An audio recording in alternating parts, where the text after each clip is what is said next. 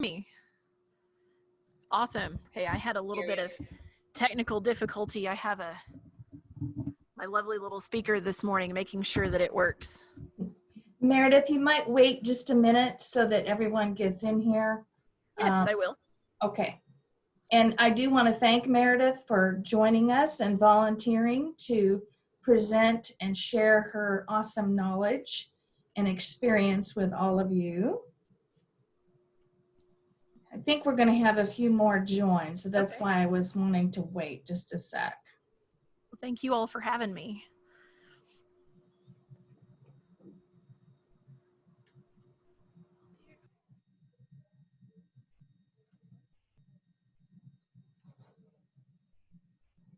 And we are recording this, just so that you know, so we have separate sessions.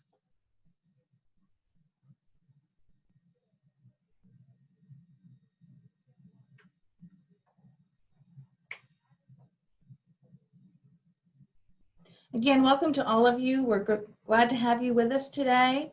And again, thank you to Meredith. And I'll let you go ahead and get started, Meredith. Okay. Welcome, everyone. My name is Meredith Simmerly, and I am a teacher at Chelsea High School. I just started my 9th year of teaching last week. And as you all know, this is a very different year. And as I was going over my presentation the other day and making some additional changes to it and keep looking at it, I'm thinking, oh, some of you may already be in school already. How many of you have already started your school year? Anyone virtual at this time? Not yet. Okay. Next week? Anyone starting next week? A lot of you starting next week. Okay. Good. So I was kind of worried about a little bit of my presentation. Just kind of bear in mind, I typically give it in July. So if you've already started school, I hope that some of this you may get a little benefit out of. For those of you who haven't yet, I hope you will as well. All right. So we're going to try. I'm going to share my screen real quick with you all. Okay, so again, I'm from Chelsea High School. I'm starting my 9th year. I teach a variety of different programs, fundamentals of technology, desktop publishing, multimedia and image management techniques, photography, and I have taught administrative fundamentals of administrative technologies in the past as well, and web design. So I am the only computer teacher at my high school. I will have all of my high school students in our 4 grades at some point in time during their high school career. And okay, so establishing a quality BMITE program, it takes work. I'm not gonna sugarcoat that part, and I really don't mean to worry you all or concern you in any way, but it really does take a lot of work. If you have inherited a program, say that you've had a teacher in it before, you need to really start getting some kind of baseline knowledge as to where your program has been. And you need to have some kind of a plan of where you want it to be. That's where your strategic plan comes in. But keep in mind that your program, it's always about your students and their success. So every inherited program is very different. Some are messy, some are good. Some of you may be in a brand new program, and that's awesome because you're going to get to mold that how you want. And those of you who are inheriting, remember, I remember starting out, my classroom didn't feel like it was mine because there was still a lot of stuff left from the previous teacher. But bottom line, keep an open mind, expect anything, and just kind of roll with the flow. So I kind of want to tell you a little bit about what my first day was like. I started on Monday, October 28th, 2012. Yes, October, second 9 weeks. It was my first day in my first teaching position. I had been given the job the previous Thursday.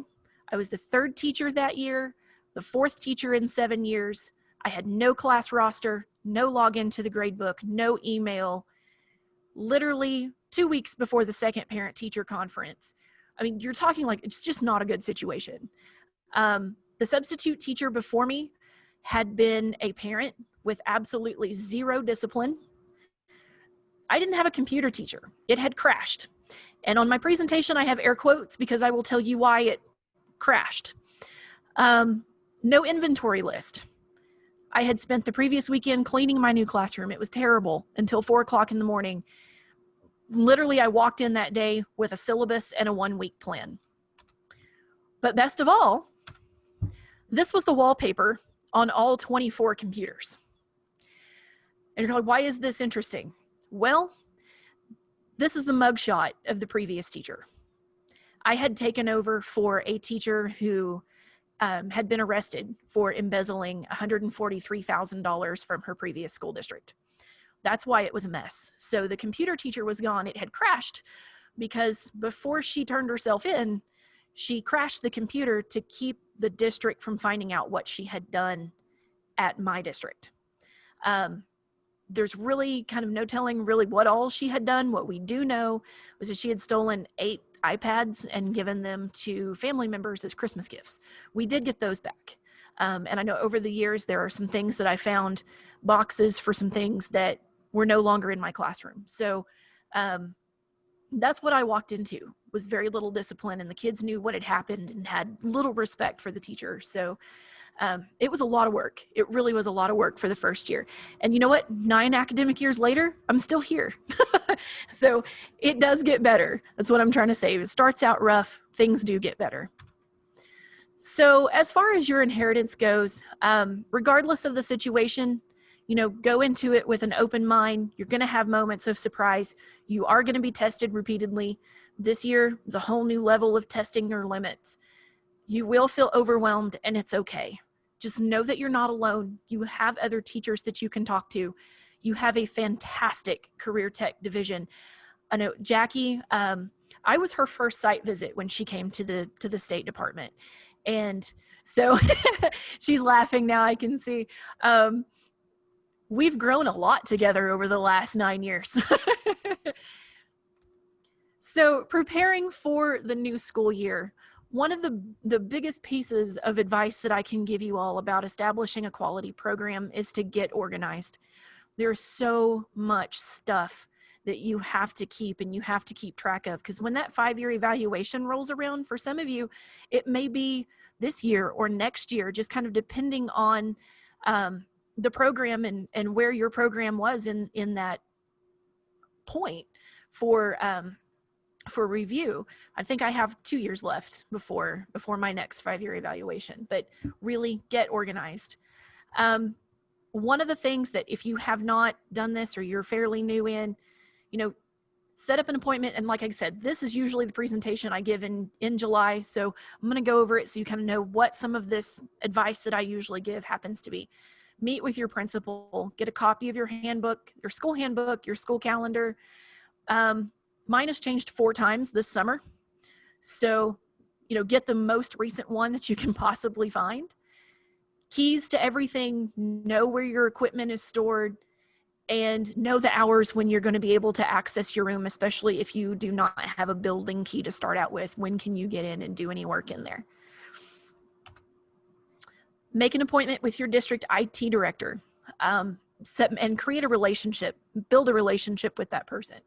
Get your computer information, your logins, passwords for everything, keys to any technology storage. Know what your administrator rights are on the computers in your classroom. I know right now we have an IT director, and we also have an IT director assistant, and he is housed here in the high school. And our IT director is actually a principal in our lower elementary. And they are swamped right now with trying to set up Chromebooks and prepare for the inevitable virtual, given some situations that's been going on in the last week at our school. So we know that it's probably coming down the road, and he's swamped right now. So there are certain things that they've given me permission to take care of, like resetting. We are a Google school, so I get to reset the Google passwords. And I try to take that off of his shoulders in between times, but you need to know what those permissions are so that you can take care of the computers in your classroom as much as possible. Make an appointment with your special education department. You're going to need copies of IEPs for your students who receive special education services, and you're also going to need to know if any student has a physical impairment that you will need to accommodate. Last year was the first time that in now 9 years of teaching, first time in 8 years at that time that I had a student with a physical impairment, and I had to make sure that I had a seat that would work with his wheelchair. So, and it worked out great. Like, I let him pick where he wanted to be most comfortable. I wish I could show you how I have things set up in my room. I actually have tables along the walls and then a double table in the middle. So he was able to pull up, just pick a seat. We moved the chair, and fortunately the screen lifts on all of the computers. So we made it comfortable. I realize that not everyone has that. So know if you have any students with a physical impairment that you're going to have to provide an accessible seat for them. Remember that your IEPs are confidential. Generally, your special education department will give them to you eventually.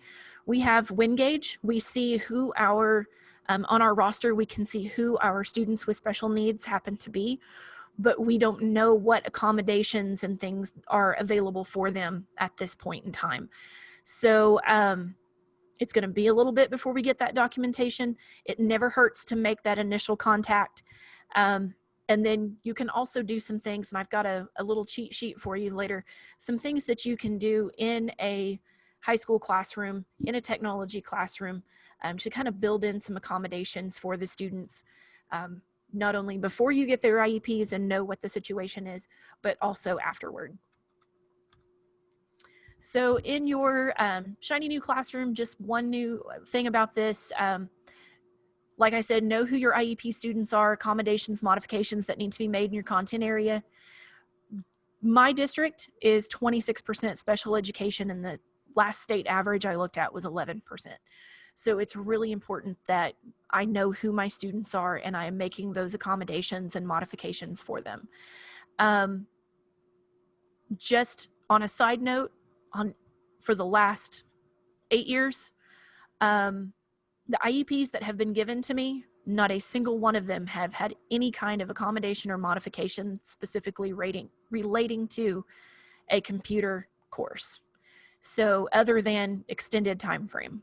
And I'll give you guys some ideas of things you can do in that extended time frame and some other ideas that have seemed to work. Inventory your new classroom. Know what you have. If there is an inventory list that has been supplied to you, go ahead and verify that and make your own. You're going to want to have information about your computers, your printers, textbooks, software, supplies, all of that kind of stuff. That will help you plan your year and how you're going to spend your incentive money. One thing that I do include in my inventory is when I purchase the equipment. So I'm like, oh, that's 5 years old. Maybe I need to look at updating that a little bit. It's just a really kind of an easy way to keep track of that. My inventory, I used to have an Excel file. It disappeared. I had to redo it. It was awful. So I have it on Google Drive now, and I have a sample for it, sample of it for you that will be in some presenter materials that I sent to Christy this morning and that she will be posting on CTU. So preparing your program handbook and your course syllabus. The difference between the two, your handbook is a special document. It contains all of the information about your program. So you give a little background about what is the Career Tech BMITE division, how it can transfer into the tech centers, what your rules are, procedures, grading policies, things about BPA and what your BPA chapter has done in your school and things that you tend to do. Use that as a recruiting time as well at the beginning of school. Let them know, hey, I've got this chapter. This is how, at some point tell them how much it is, but tell them about all of the cool things that they get to do as well. Grading policies, certification expectations, internet use policy is really, really big in my district. And this is a document that you're going to give to every student in each of your courses. It is specific to your program, so no matter what course you teach, you would give that out to every single class. Your syllabus is going to be specific to the courses that you teach. So use those syllabi that the State Department has provided for you. You can modify a little bit to add in your instructor information, your program name, things like that, but make sure that you're using the ones that the State Department has provided to you. So planning your year, a few of the things to help me keep some things organized in my classroom and be always prepared for the 5-year evaluation, because that is a lengthy process. There is a lot of things that you have to gather and provide in order to meet and pass that examination. Meredith, So, yes, ma'am. there's a question in the chat. If you have an example of a program handbook. I do. And that is, I also sent my one for this year to Christy. So you will get to see what my handbook looks like, all of what it contains. And I did actually send the one that I have for this year with all my updated COVID policies, cleaning procedures, and things like that. So that will be in those materials on CTU. Okay, and that will be, for those of you that might not remember, when you go into BMITE, at the top, there'll be some options, and Teacher Academy is up at the top before Teacher Resources. So we have so much paperwork, and binders really make things a lot easier to keep track of. Rather than having a huge stack of papers on my desk, I use binders to track everything. So, and it's kind of a grab and go situation as well. So if you need to hurry and grab it and go to something, an activity or whatever, you'll be able to do that. One of them that I actually was working on this morning is my financials binder. And inside of it, I have tabs. I know this is very hard to see right now, but I'm sharing my screen. So hold on just a second. I will stop sharing for just a moment. Okay, that's better. I forget that I can see myself and you can't see me. So I have my binder, and inside of it, I have tabs for literally everything I do. I keep all of my purchase orders in it, copies of receipts. I keep district financials when they send us out our monthly statements of what we have spent in our BPA account. I also keep a tab for lottery grant purchases. I received a lottery grant not this past year, but the year before. And just keep that in there. BPA, my 412 money, which is program assistance. Also Carl Perkins. I do get to write a few purchase orders for Carl Perkins. And then I also run football concession stands. So for me, it's just easy. I have it all in a binder. It's ready to go. I do the same thing for my substitute binder and several other items as well. I'm going to go back to sharing my screen real quick. For those of you that are from a large school district, I know that your process is a little bit different for your 412 money, but you still should be doing what Meredith is doing and keeping track of what is being spent for your program. And, you know, that allows you to know whether or not you're actually getting the money that is allotted for your program if you're tracking it. Plus, if you do decide that you want to apply for a lottery grant, you have to have spent 90% of your money to qualify for it. So you want to keep track of that very closely. Yeah. Okay, so teacher binder, financials binder, my BPA binder, substitute binder. So my teacher binder has a school calendar. My BPA calendar, I have a master planning calendar. It's got a semester on one side of the sheet and second semester on the back side.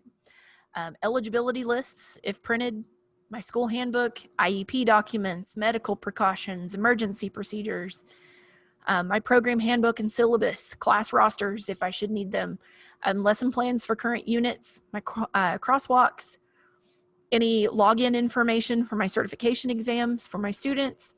And I used to have a paper gradebook. I kept that in there.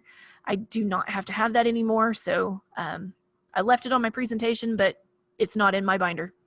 And then also if I need a substitute, I keep my substitute requisition forms in there as well, just so I have easy access to it. If I'm here working at 4 o'clock and our secretary is already gone, I can't get in the office. So I can still go ahead and get that filled out and turn it in the next day. My financial binders, like I said, use tabs. I I'm also a class sponsor, so I have to keep a tab for that. I literally feel like I have way too much to do with way too many accounts. 412, BPA, Carl Perkins, lottery grants, anything that you have, keep copies of your receipts, invoices, financial statements, all of that stuff. And then at the end of the year, I have a manila folder and a box. I put it all in a folder for that year, stick it in the box. So if I need to go find it, something from the previous year, a couple years ago, I still have it. My BPA Binder, I use that as a huge resource for organizing my chapter. It's my master record for everything that we do. So in my BPA Binder, I keep calendars for school, for state BPA, our program of work for the year. That way, I keep this separate from my teacher binder because my officer team also takes a look at it. And I don't want them to see anything in my teacher binder that they have no business looking at. So with this, it's okay for them to look at all of this. Like they have to know who the members are, locker numbers, things like that. Meetings, you'll want to keep sign-in sheets, agendas, the meeting minutes, information about fundraisers, who participated and how much they raised. Program of work, which you do have to turn in. I believe, Jackie, are we still turning those in this year? Do you know, to Paxton? I think so, yes. We haven't even talked about that yet, but I would plan on it. Gotcha. Okay. Any volunteer work we do, contests, so information, guidelines, who participated, because if you apply for a lottery grant, you're going to need to know where that information is so you can provide supplemental information when asked. Permission slips. And then, of course, torch awards, you'll want a handbook and to be able to track who's been participating. I have found that kids will not go in and enter in their information in the torch award system when they should. They wait. And then they're like, hey, when did this happen? When did we do this? So that's why I have that binder, is they can go back and look at that and start filling in that information themselves. Meredith, we have a couple people that are new to this session that did not attend day 1 or day 2. So could you just quickly explain to them what torch is? Because they're not going to have any idea probably. Okay, so Torch Awards is the national level service program from National BPA. And there are levels that your students can achieve. So there are multiple different categories. And for their first level of recognition, which would be at the local chapter level, they have to complete a certain number of activities and accumulate a certain number of points in each one of the categories to get the local level award. And then there's a regional, which we do not have regionals, but regional awards can be still awarded at the local level. And then by a certain date, I think it's usually January. Jackie, correct me. Okay, I'm right. It's usually in January when this our state level award is due, which is the Statesman. And that's bumping them up another level in points that they have achieved. And then the national level award is the Ambassador. And they actually, that's one of the ways, if they achieve the Ambassador award, that is one of the ways they can earn their way to being at the national convention. And then they are recognized in a special ceremony. And one of the great things about Torch Awards is if you have students who, you know, maybe they achieve that first level during their first year in BPA, but they're like, oh, you know, I really want to go to nationals. It carries over from year to year. So if they're a freshman and they spend freshman and sophomore year working on it, maybe junior year, they'll make it to nationals. I actually had that happen a few years ago. I had 2 students that had worked freshman, sophomore, and junior year. They achieved nationals. They realized that all of the things that they are involved in school here, they actually achieved Ambassador their senior year. I mean, they really worked. They realized how easy it was. So in all honesty, I probably could have kids that qualified every year. And then if you have a middle school program, they could qualify at middle school and high school. I think there was a student at nationals, I want to say it was when we were in Boston, who was a senior and had achieved 6 ambassador level Torch Awards, which is just fantastic. That's a lot of work. Really is a lot of work. So my substitute binder, it's a big red binder. Well, not too big, about an inch. And I keep general instructions, expectations, things like that in it. Anything that I think a substitute might need to get their hands on, I keep it in that binder. Current class rosters, seating charts. My district this year, one of our COVID policies is not only masks in all common areas, and when social distancing isn't possible, we have to have seating charts, every grade level, for contact tracing. We also have to clean after every student's left. We have to clean our classroom. Lesson plans, emergency lesson plans, I rarely use these because I have a learning management system. I can post things from home and then they just do regular work and keep on going. But I do keep some just, crosswords and things like that in the back of it in the event that something happens and I can't create that useful, correct lesson plan that I should have when I have a substitute in. I'm sorry, bell is ringing for end of second hour. But like I said, rarely need to use it. It's just a backup plan. It's there if I need it. So what my contents, my substitute binder, I have a letter to the substitute, kind of giving my thanks and general expectations of them. I have a bell schedule, emergency procedures for fire, tornado, and intruder. Just some basic classroom information, where I keep some things that they may need. Cleaning wipes, Kleenexes, hand sanitizer, all of that stuff. They know where it is. Our school handbook in case they need to consult it for any reason. An hour by hour breakdown, meaning what's my schedule, how many students do I have, who might be an issue as far as my students go, those who have challenged my substitutes in the past, who my aides are and how you can rely on them to do certain things. A guest computer login, they never ever get my login. There is a generic guest login for the computer so that they can go in and monitor some things as well, but they never have mine. Lesson plans, class roster, medical precautions, especially for, I've had some students with some severe peanut, I'm sorry, I'm having to motion to some kids through my window to tell them, go next door. Read the sign that's posted. Kids with seizures, severe peanut allergies. I had a student who was not only in my class, but in my BPA chapter with a peanut allergy so severe, if we were to walk into Chick-fil-A, because Chick-fil-A cooks with peanut oil, he would have had an allergic reaction immediately walking into it. So Chick-fil-A was off of the table for any field trip we ever went on. Seating charts, blank attendance sheets so that your sub can take attendance. Blank behavior reports, encourage them to use those to let you know of any situations that you need to be aware of during that time. And then of course, an emergency lesson plan for the just in case I cannot create a normal lesson plan for a substitute. I have a master calendar, a place where I keep all of my calendars together because I have to know when football concession stand is. That's one of my fundraisers for BPA.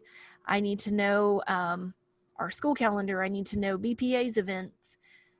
I need to know when reporting happens to be. I need to know when our EOI and ACT testing dates happen to be, school board meetings.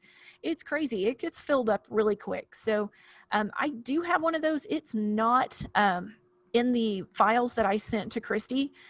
However, I will be getting that modified and sent to you because like I said, it's been a little crazy around here as far as calendars go right now. So I'm still working on getting that one updated for the year, and I will send it to her and have her post it onto CTU when that's finished. So at the end of the year, everything that I have, I keep printouts, hard copies, I put it in a little box and I store it in my closet. I keep track of, because I know when 5-year evaluation comes around, I'm going to need it. I'm going to need to find it.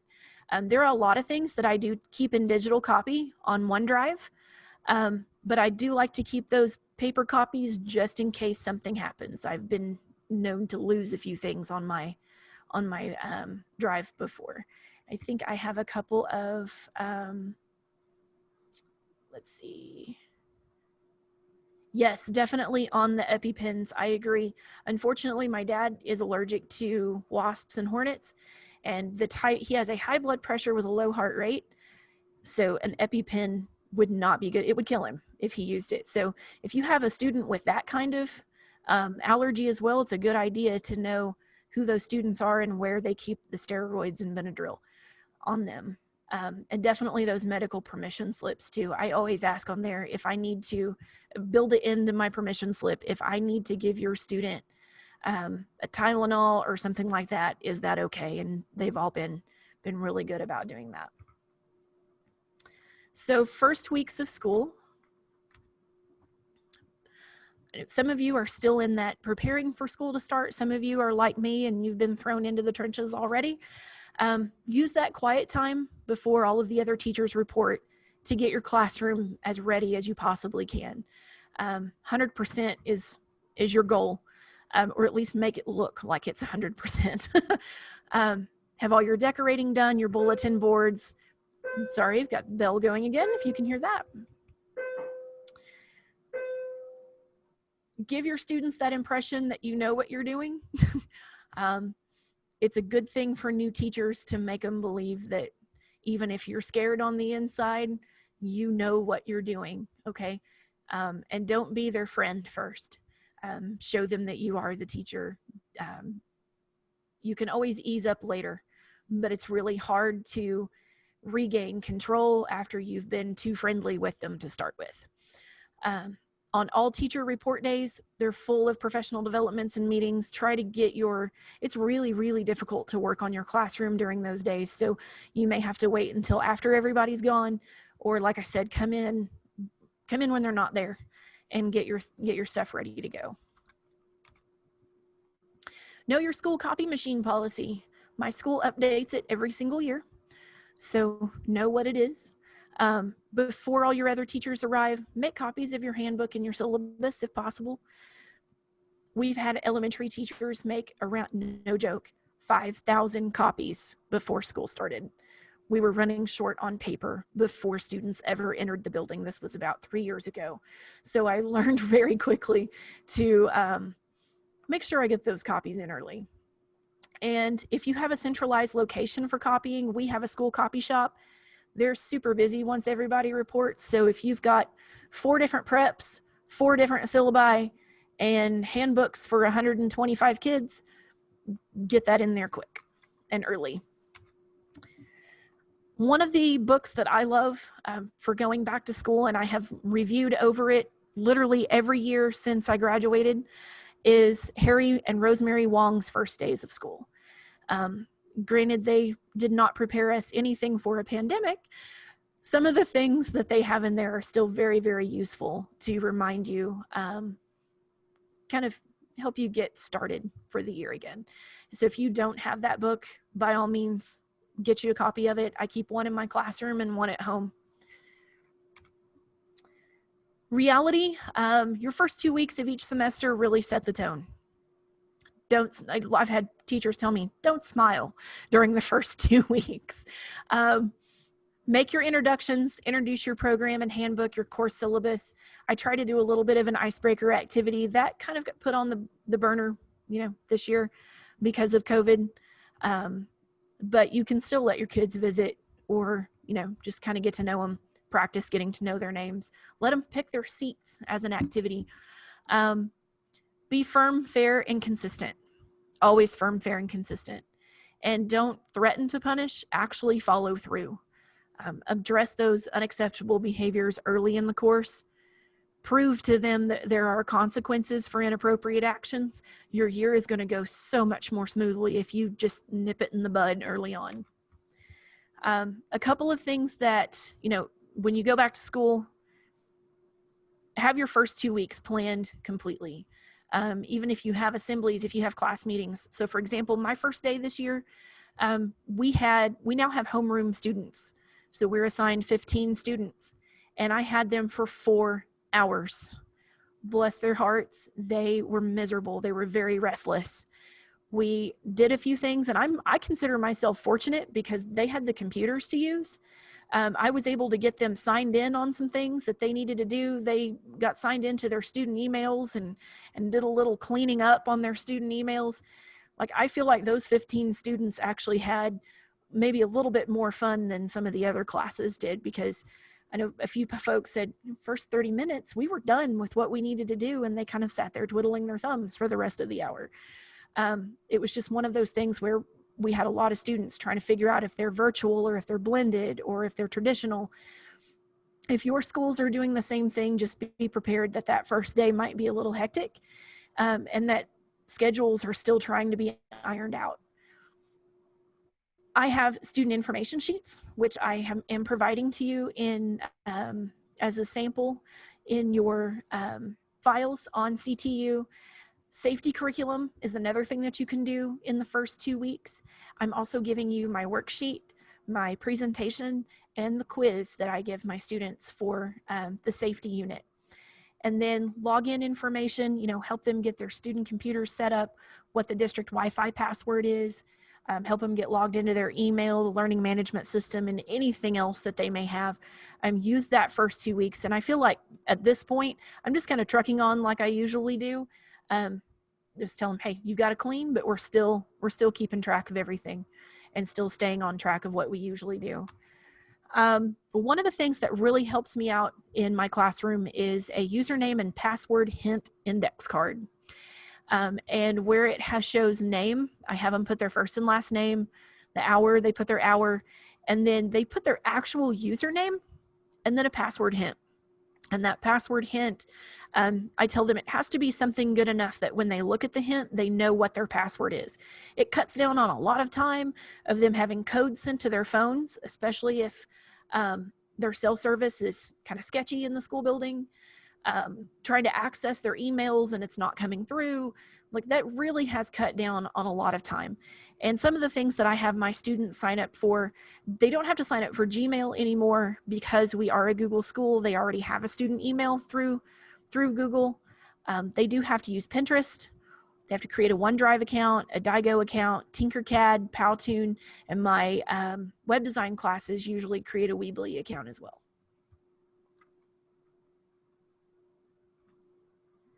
So classroom rules and procedures. Rules versus procedures. Remember that rules define the parameters of what's acceptable and unacceptable behavior in the classroom. They are not procedures. And procedures are step-by-step of what exactly is going to happen and how it's going to happen in your classroom. They're not rules. A lot of folks get the two confused. So a lot of experts say you want no more than 5 rules. You want to make sure that it's in a positive tone when you state them and post those consequences. Usually what I do, instead of a quote calling them rules, they're expectations. I tell my students what I expect of you is no different than what you are going to have to do in the real world in a job. Come to class prepared. If you're a mechanic and you show up to work without tools, you can't work, you're not going to get paid. It's the same thing in my classroom. Show up and your payment is getting skills that will qualify you for jobs and help you out in the rest of your classes in high school and just make things easier. So that's why I call them expectations. I usually do 2 general and 5 kind of specific, being that it is a computer lab. I have stated them in a positive tone. And I do, when explaining them to the students, I explain to them the reasoning for each one of them. And I do outline consequences in my handbook. My consequences can be anything from, it's a verbal warning. You're going to have a written assignment as to why that is an inappropriate behavior in a workplace. And then if it's really bad, they're just going to go straight to the principal. We're just, if I've had to warn you too many times, you're done. You're going to the principal. So a few examples of my rules: cell phones, iPods, headphones, and other personal electronic devices are not allowed in class without teacher permission. So I tell them, if you have a makeup day and you have finished all of your work, I really do not mind if you use your headphones. If you need your headphones to get in the zone while you're working on an assignment, my upper level classes like desktop publishing and multimedia, when they're working on guided practice, it may take several days. Some of them love to put their headphones in so that they can block out everybody else. And they get things done a lot faster. So as long as they're working and being productive, okay. But if that productivity stops, so does their privilege of getting to use that item. I literally had a student ask me if they could use their phone one time to use the calculator. I was like, folks, you have a computer in front of you. There's a calculator built in. You don't need it. It's a distraction. You don't need all of that distraction. Food and drink, of course, are not allowed in the computer lab. This year, drinks, I relaxed that a little bit. No styrofoam cups. Everything has to have a lid on it. And there are pouches next to my door where they can stick those in. They can't bring them over next to the computers. Our water machines are turned off at this time. And then, of course, treat all classroom guests with respect at all times. So procedures, take care of your break business before you get to the classroom. There's plenty of time. Just take care of it. Upon entering the classroom, log into your online classroom and begin the posted assignment. For fundamentals of technology, maybe they have to type the assignment before they can make all of the edits. So they can actually get a head start, especially if they're a slow typer. That's their bell ringer, is getting ready to work and starting that assignment. And then, of course, clean and disinfect your workstation at the end of class every day. So the back of my handbook has a student and parent agreement form. And I ask my students, I assign it to them. It's 100 points. You have to bring it back signed. Easiest 100 points they have. And then they also get a classroom expectations quiz.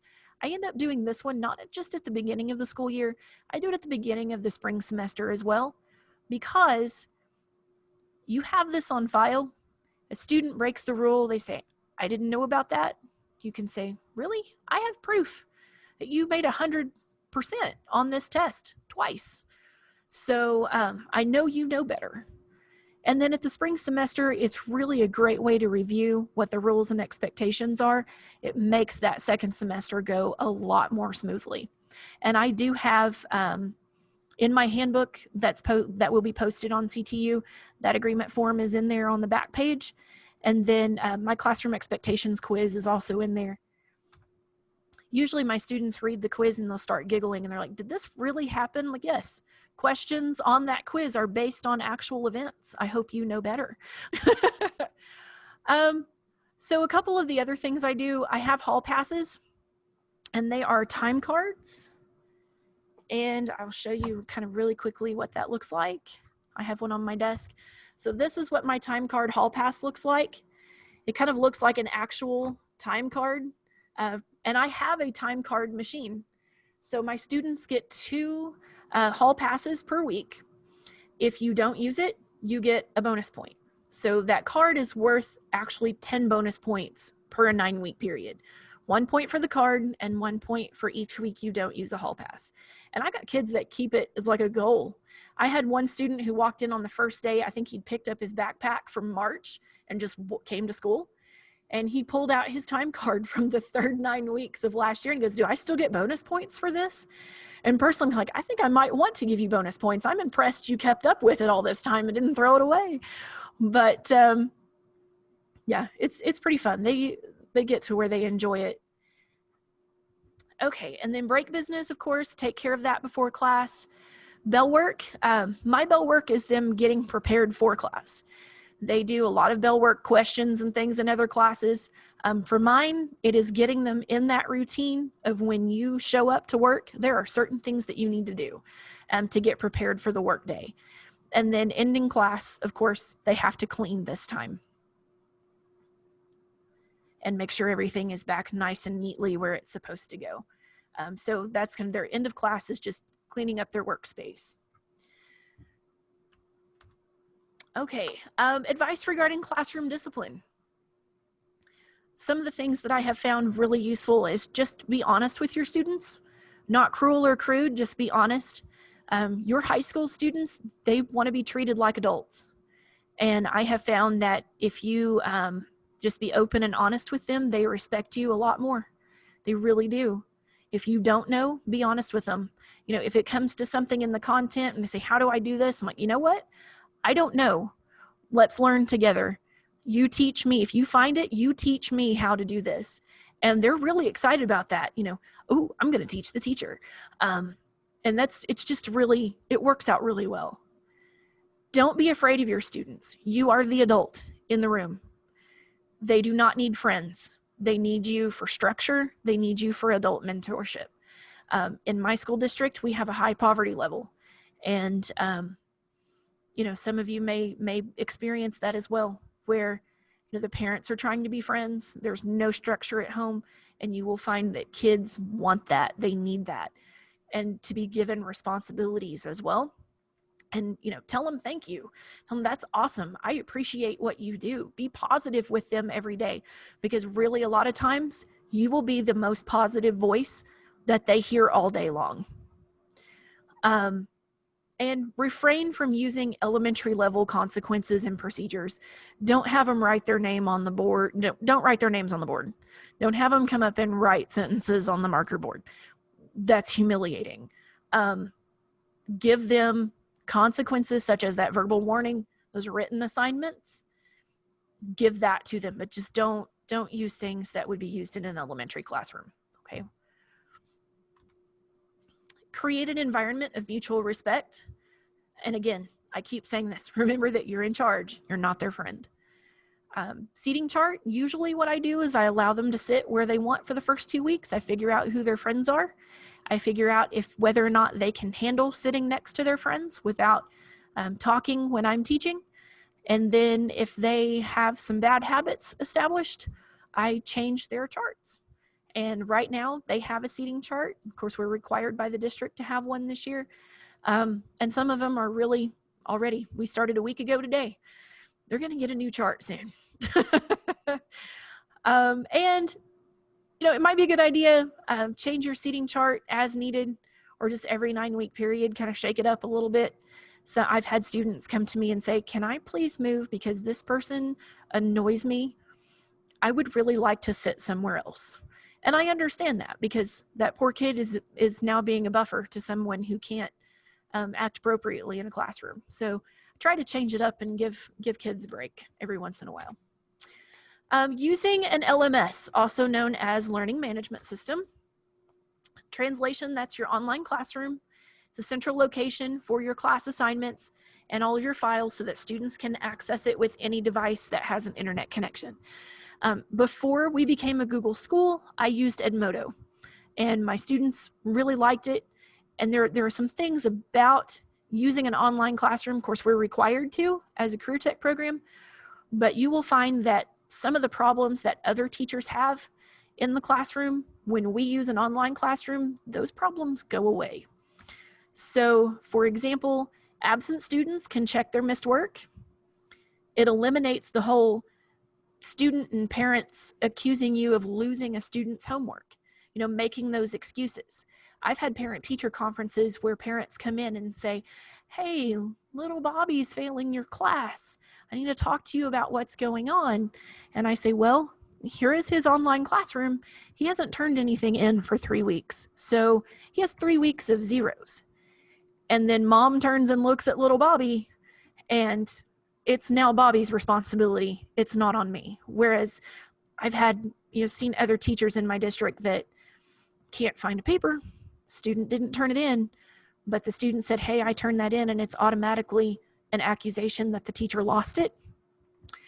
That online classroom, it eliminates that headache. So use it for as much as you possibly can in your classroom. Reduces cheating. There's a great way, and I might be able to show it to you on here, actually. There's a great way for you to go in and look at the info on anything you create in Microsoft.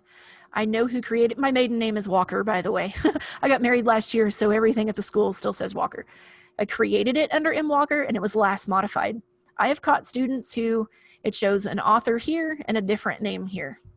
So if you start seeing those Word, Excel, and PowerPoint activities that look so very similar, just do a quick check of that and you can see maybe, oh, looks like Sally shared with June. So you can catch that cheating really quickly. It's definitely a major preparation for distance learning. And given in the spring, I think probably the students who had me a few times were way more prepared to do distance learning than those who had not been in my class yet. And for this year, I know for our students who are virtual for the whole year, They are on a completely different platform. They are working on Edgenuity.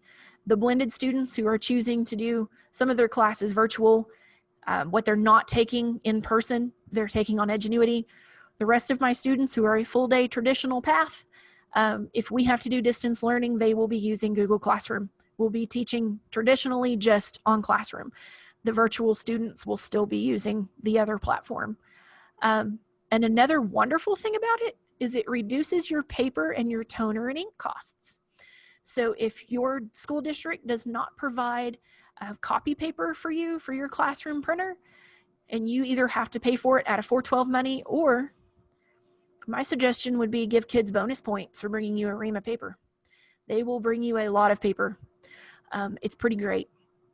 So anything that you can reduce your expenses and spend on other things, such as curriculum or equipment, things like that, try to find, it's a great way to reduce your printer and ink costs.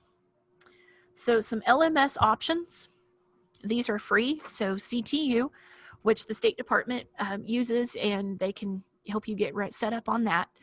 Moodle, Edmodo, Google Classroom, Canvas, .lrn, it's from MIT. I haven't looked at that one in a while, but it seemed like one that may be kind of neat. Schoolology, and there are several others. My advice to you would be review those. If your district doesn't have one that they're requiring you to use already, go review one and see which one that you like the best. See which ones have smartphone apps for both Android and iPhones. That way students can actually check their work and do it on their phone. And then also know which one of these options, if they limit your class size number or the number of classes that you are allowed to have, as well as if they limit file sizes that you can upload. So for example, with Photoshop, I use, the curriculum that I use has student data files. So if they need to go download those student data files, you want to make sure that the LMS that you are using supports the size of files that a Photoshop file can be. So that's just some things to think about when you're considering which LMS that you want to use. And then managing it all, again, just organizing. And there are certain things, specific advice I would really give about allying with specific people in your district. For example, your school secretary is always a great one to be allied with. She's the first person that irate parents are going to have to deal with. She can help calm them down or give you a warning for a situation that you can be prepared for in the long run.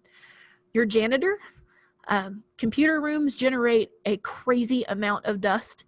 In getting my classroom ready, my husband came up and helped me blow out the back of my computers. You would not believe the dust bunnies that had accumulated with them not being used for 6 months. It was insane. And your janitor can really help you.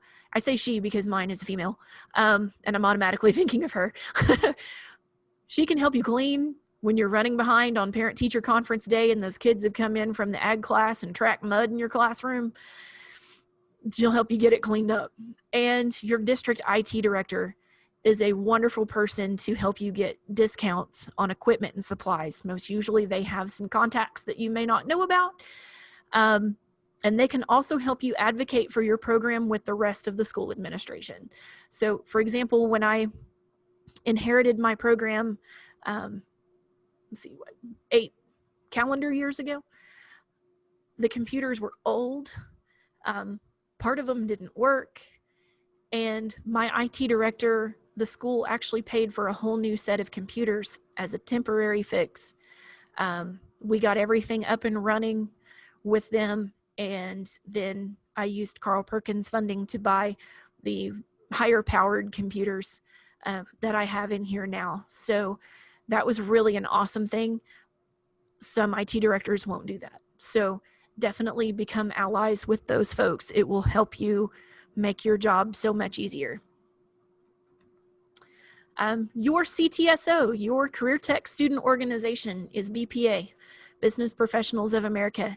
And having that strong CTSO, it is vital to a successful BMITE program. You do have to participate. You do have to have an active chapter.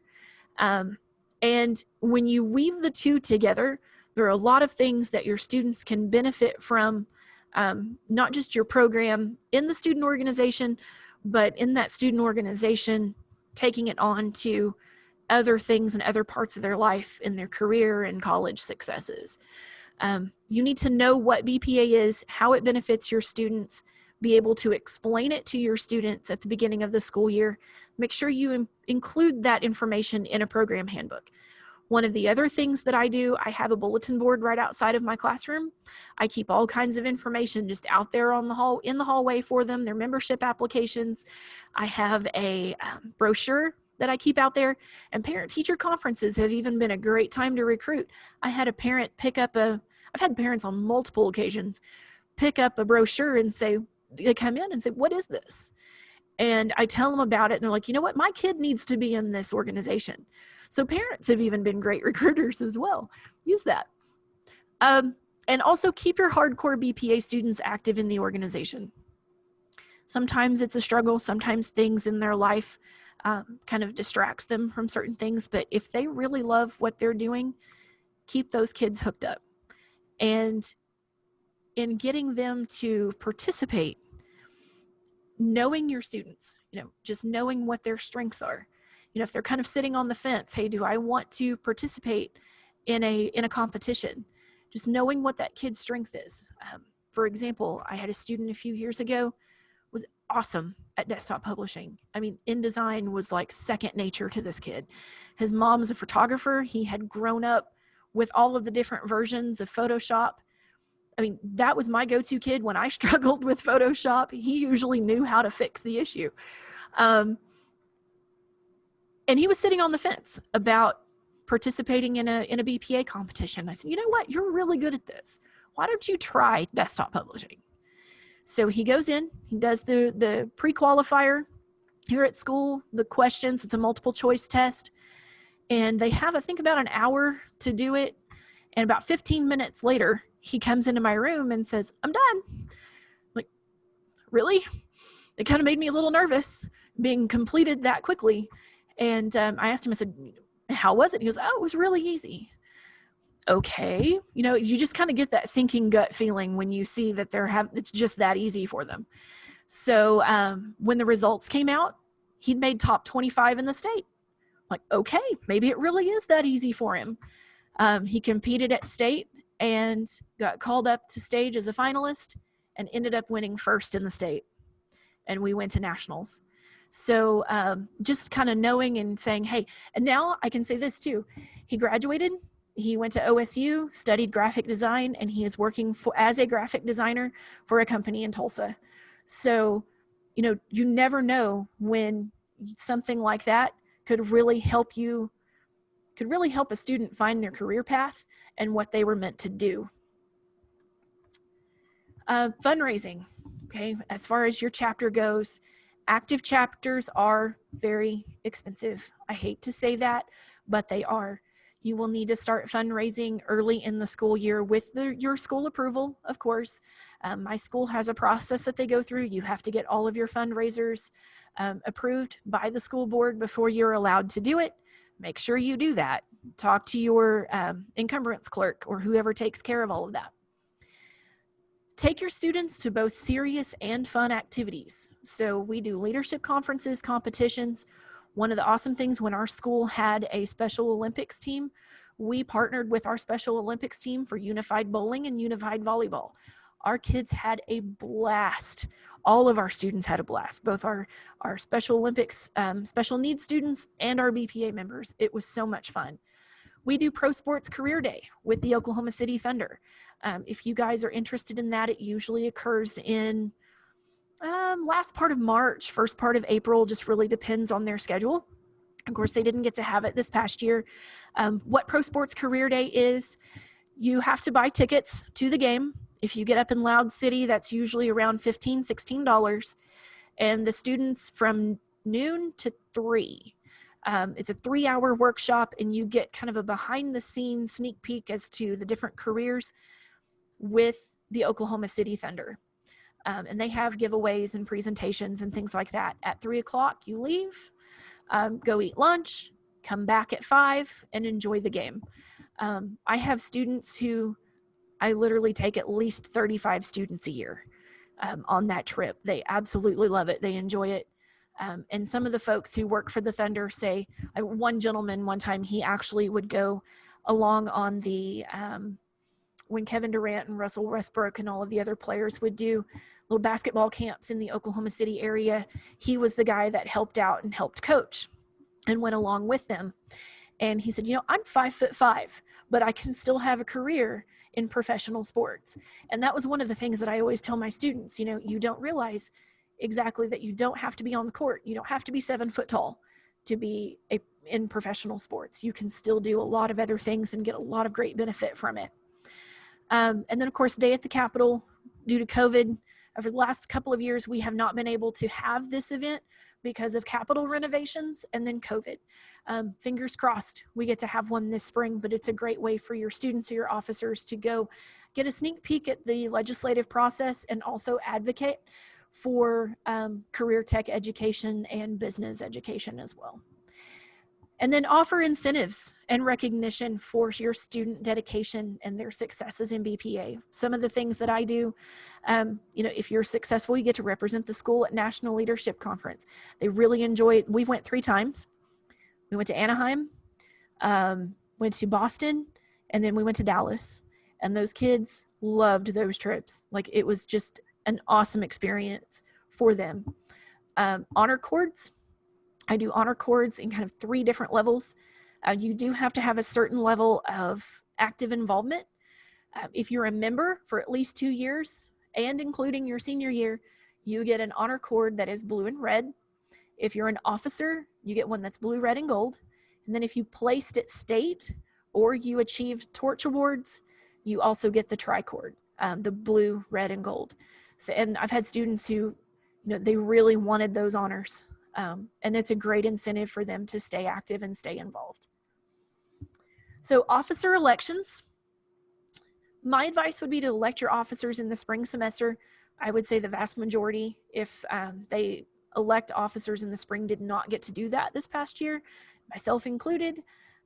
So my hope is that I'm going to do a call here pretty soon for those who have some experience in BPA, or those who are new that want to start out in some of the not too intense positions to get their feet wet. I usually hold an officer meeting during the summer, and we plan the activities and get it ready to go. A lot of times they will choose what the chapter t-shirt is going to be during the summer, and some other little things that they would like to do. Community relations. It's very difficult to build support for your organization if your community does not know what it is. For example, in a rural community such as Chelsea, everyone knows what FFA is. It's Oklahoma, and it's a rural area. But BPA, they have no clue. So I try to get articles out in the local newspaper. I have a Facebook page that, with permission, I will post things about students. And I have not just parents and grandparents who follow my page, but there are other people in the community that have heard about what we do. They follow my Facebook page, and they, show support and encouragement to my students, which is awesome. You want that. And then for National Leadership Conference, I have some special supporters in the community. We have an economic development board who actually has bankrolled. They've given a significant donation to my students every year that we've went to nationals. The first time that I took students to nationals, they gave us $3,000. The second time was around the same amount, and the third time we had actually been given a new fundraising opportunity, which is the football concession stand. So we were able to raise a lot more money that year.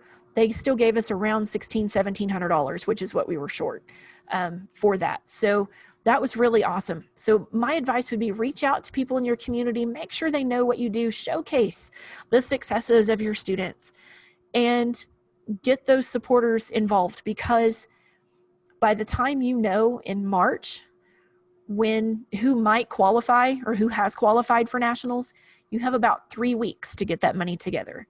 So by all means, start early so that you can pay for fall leadership, you can pay for state leadership, and couple of, back on that.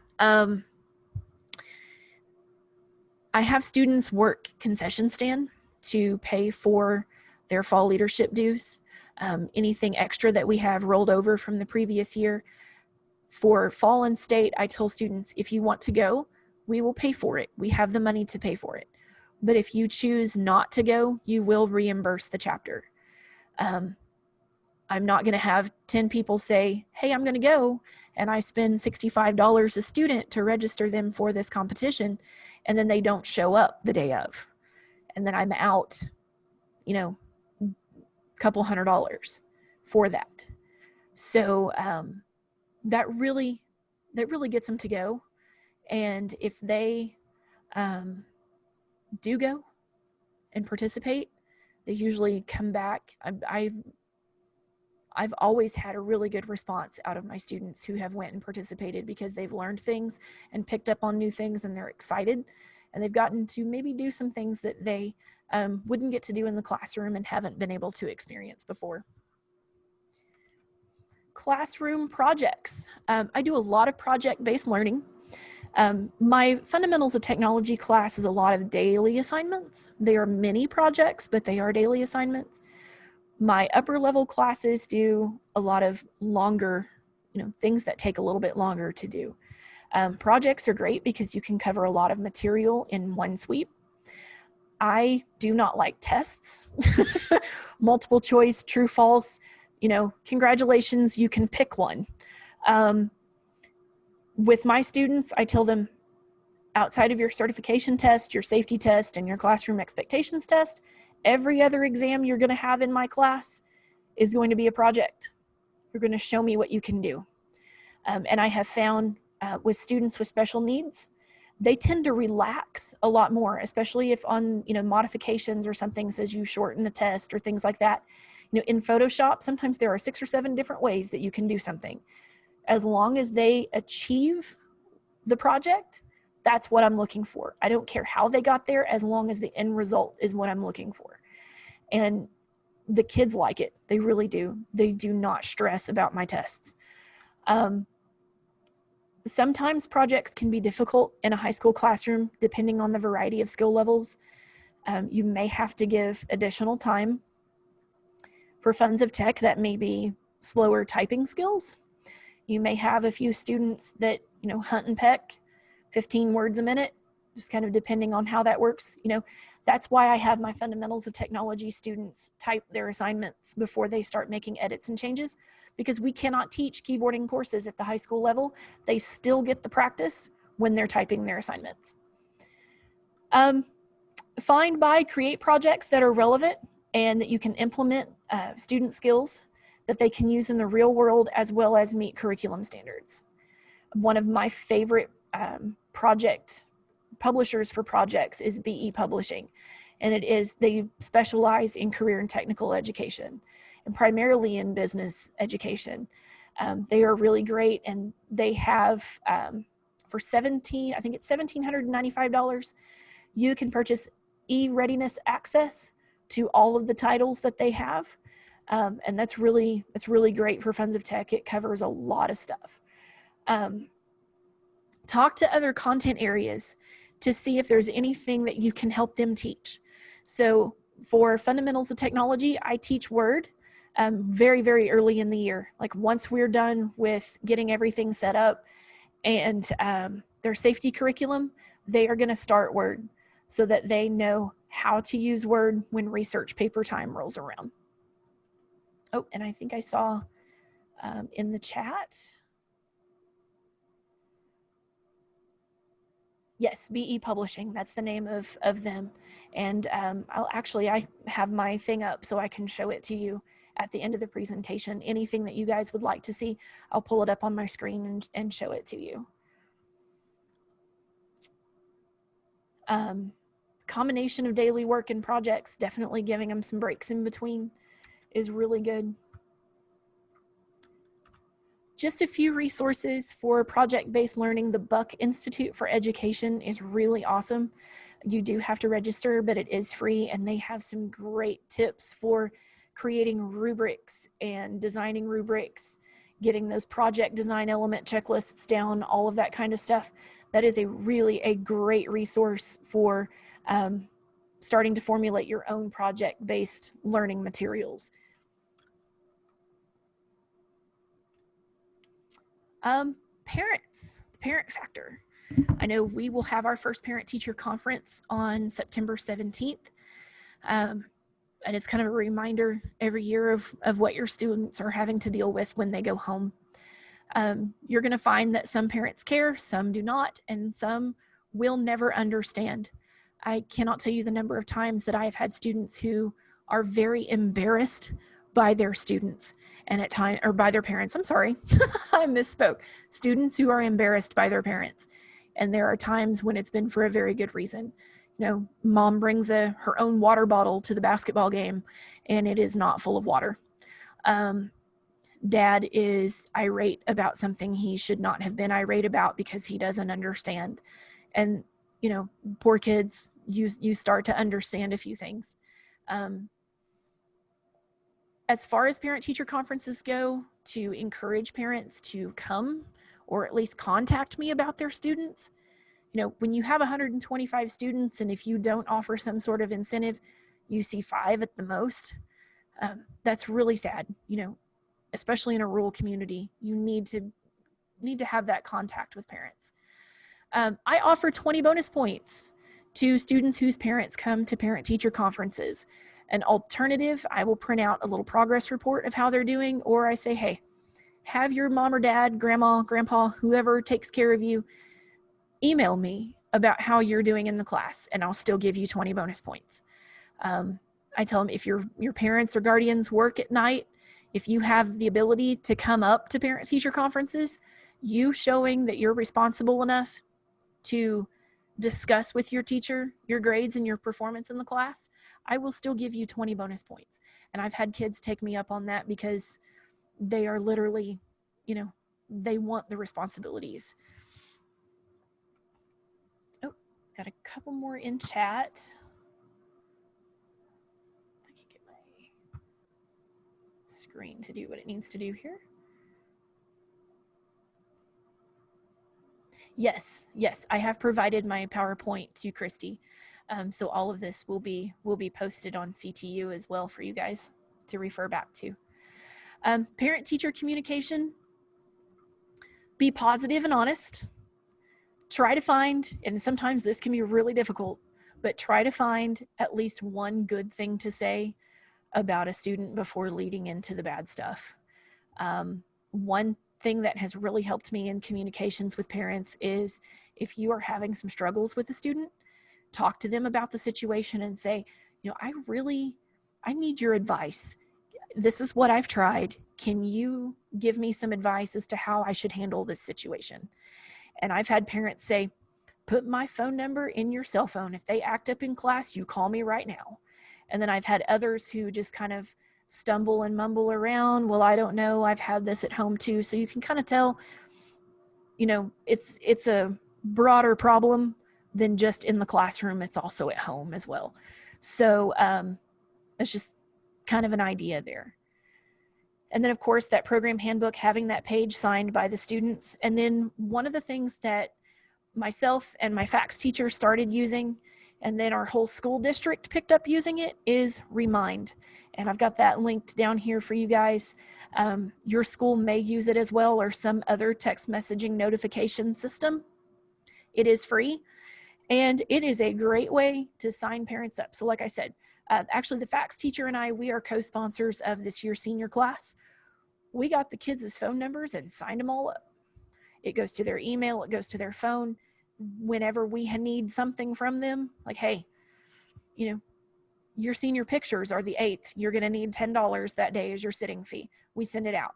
For my BPA students, you know, hey, just a quick reminder, kids, you need to be at the school at 5 o'clock in the morning so we can drive to Norman. Just things like that. And then they do not have your phone number, but they can still message you through the app. You do not have their phone number, but you can still message them. And it also keeps track of the entire conversation that's been there. So like for example, my district one now keeps records of everything, every piece of the conversation. That way, if something ever happens, it's a professional, it's a CYA kind of thing. Okay. It really covers you to make sure that someone doesn't try to come back and say, oh, well, you were inappropriately messaging my child at a certain time. Just use one of those systems that keeps track of everything that's said, and then there are no questions. Always transparency with stuff like that. With your administration, I'm sorry, I'm going to get a drink real quick. Your administration, support from them is really key to a strong program. And the bottom line is your administration is not going to know everything that they need to know. They're not going to know everything that you need to know in order to run your program. That knowledge is up to you to obtain, and you will need to continually educate them. For example, I teach driver's ed during the summer.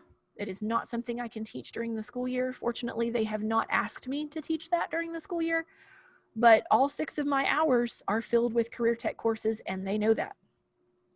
I've had some where like, oh, hey, this kid needs to be in your desktop publishing class, but it doesn't work out for that hour. Can they sit in your fundamentals of technology class?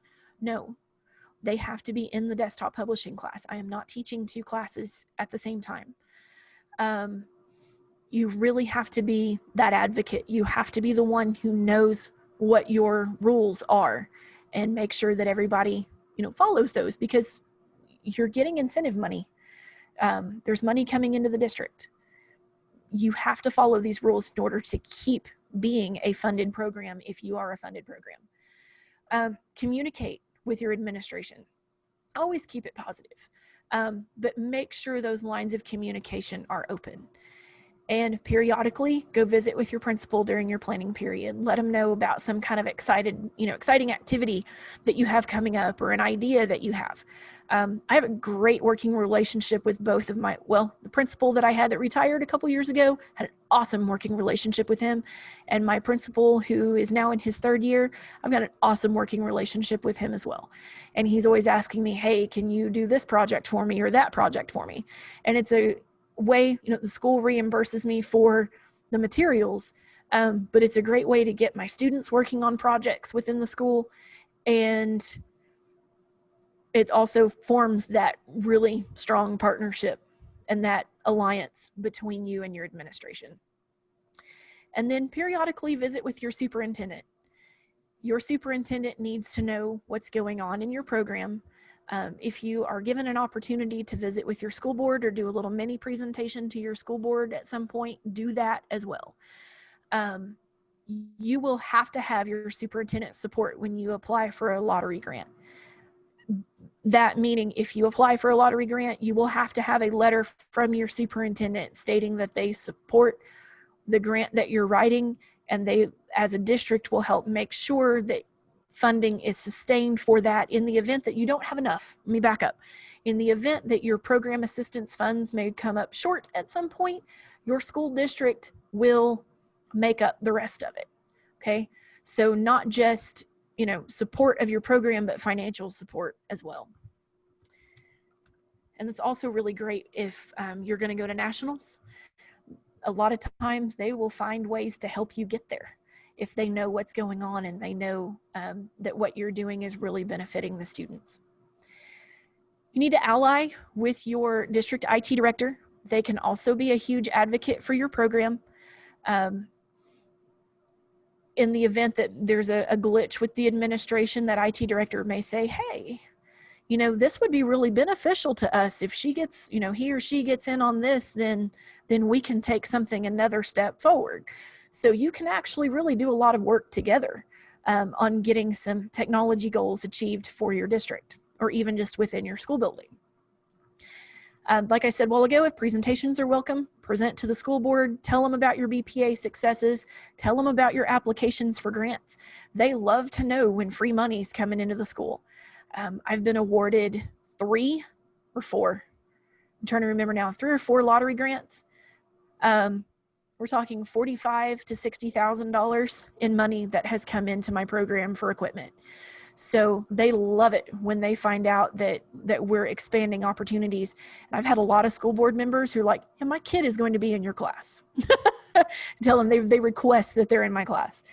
And then accompany your school counselor to preview days at your local technology center, if your technology center does this. We have preview days in the fall, sophomore showcase.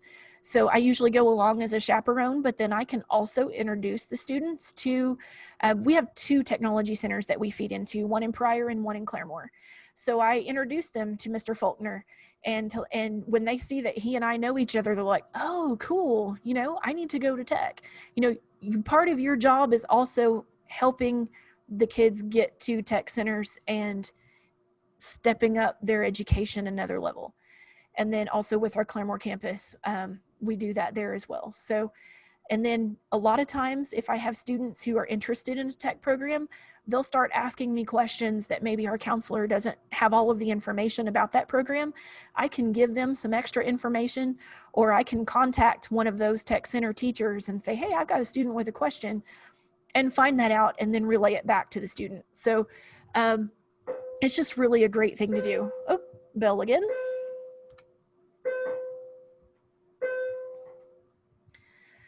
So managing your technology, periodically you're going to have to upgrade your hardware and your software. Focus on what your current industry standard is. So when you're making those upgrade decisions, you're going to know what's compatible, and also be in contact with your tech center and know what they're teaching, so that you're going to have your students ready if they should go to a tech center as a junior, senior, or 13th year student. Student usernames and passwords, definitely keep track of that. I have a little plastic index card keeper I bought at Dollar Tree, and for $1 to keep all of those in there, the students can access that card.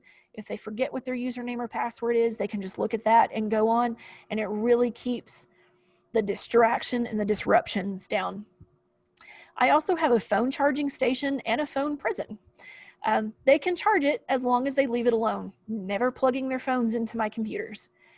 I have a security camera in my classroom, so I tell them, your phone is perfectly safe. You know, if someone takes it, we're going to have a really, really good video of who that happened to be. So plug your phone in, leave it alone. If you can't manage to leave it alone, I'm going to unplug it and put it on death row in prison. And it is literally a can that looks like a paint can. This is my phone prison. It's a really cute little clear can that I bought at Michael's a few years ago. I used some black electrical tape to make the lines. I got scrapbook stickers and I put it in it. You know, same thing with earbuds. If they cannot manage to keep their earbuds out while I'm teaching, I'll put their earbuds in there too.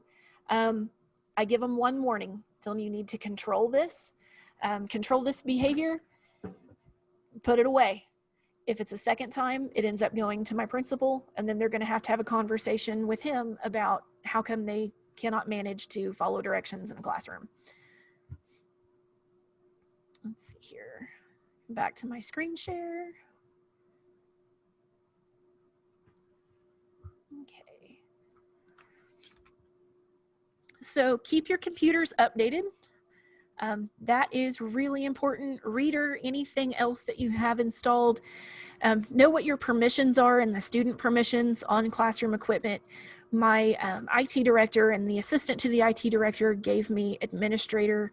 I can use my username and password as an administrator code, so that when we need to download fonts from DeFont or Font Squirrel or something like that in desktop publishing or multimedia, we can do that without having to get one of them to do it. Also in down just some basic things like reader and stuff like that. Restricting printing. Like I said, I give a bonus to students when they bring in a package of paper. I literally did not have to buy any paper last year because I still had it left over, and I did not offer the bonus at the beginning of the year this year because I still have a cabinet full from last year, which is a great problem to have. But, you know, later on in the year, if we need some paper, just offer them 100 bonus points. I've had teachers say, why do you give so much? Like that really pads their grade. Honestly, it doesn't. In fundamentals of technology, when you do 4 assignments a week, if they haven't turned in 2 assignments, it just kind of eliminates that. It really doesn't affect them that much. So for your own purposes, if you decide to do that, just give points that you're comfortable with. You don't have to do what I do. Just, you know, give something that you're comfortable with. And toner deals, I'm gonna tell you guys, don't use the refill services. Being that you have 412 assistance money, purchase factory and purchase it on your own. My school usually does some kind of a refill service, and I had a magenta toner cartridge explode in my printer, and it was not good from that point out. So I usually order from Amazon or from Sam's Club. So by all means, find yourself some toner deals, find the cheapest place that you can find it, but just don't use the refill services because you're going to end up having to buy a new printer eventually. And then know your career tech incentive money. And I know Jackie and the rest of the staff have really told you all that you need to make sure your school knows. Sorry, there's my bell again. You need to make sure that your school knows that the incentive money is your incentive money. It does not pay for new bleachers. It does not repave the parking lot. It does not buy computers for the elementary school. It is your incentive money for you to decide what you want to spend it on based on industry standard and what will help you send your students on from your program to a tech center. It is there for you to meet your goals and objectives in your classroom. It is not shareable. It is not for other teachers and activities. Remember that you are always the advocate for your program. That is part of your job. And if for some reason, you know, you have folks within your district who are just not understanding that, then send an email to Jackie and to Carrie, and they will help you, because by law, they cannot spend that money on anything else. That has to be spent on your classroom. You're responsible for it. Meredith, another good way for them to have, validation would be for their advisory committee to make suggestions on what is being used in the community. So that's also another way to document those needs. Yes. Professional development. You guys seek out professional development opportunities. One awesome opportunity. I was so excited when I saw this in my email. Adobe Max this year is online and it's free. So if you teach any of the Adobe products, or even if you don't and you are wanting to teach them in the future, register for that. It's 3 days, the sessions. If you have to miss one during school for some reason, it will be recorded. You can go back and watch it later. But just the tips and tricks and the information that you will get from that, by all means, go take advantage of that. It's called Adobe Max, M-A-X. That was advertised in this Monday Madness this week. Yes. Thanks to Meredith. Yeah, I was really excited when I saw that, and I had to send you the email because that's just awesome, because that's usually Adobe trainings like that are usually fairly expensive. So the fact that it's all free and virtual is really an awesome opportunity. And especially that you don't have to travel halfway across the country to do it. Like it's just there. So our division offers a wide variety of professional development opportunities. One of my favorites is the Certiport certification testing each summer. And they offer those for free for us. So, and Jackie, I think, is the main coordinator for that Certiport certification testing presentation. I have achieved my IC3 certification, my Microsoft Office Specialist in both 2013 and 2016. And then this summer, I achieved my Adobe InDesign Associate certification. next year's Photoshop. That's a big goal on that one. So definitely take advantage of that. Keep track of your professional development. You will need to keep track of that for any lottery grants that you apply for. You will also need to keep track of it for your 5-year evaluation. And if your district needs to know about it, that too. And then, yeah, sorry, I jumped ahead of myself. Definitely 5-year program evaluation, be keeping track of that. And then, oh, I saw one in the chat real quick.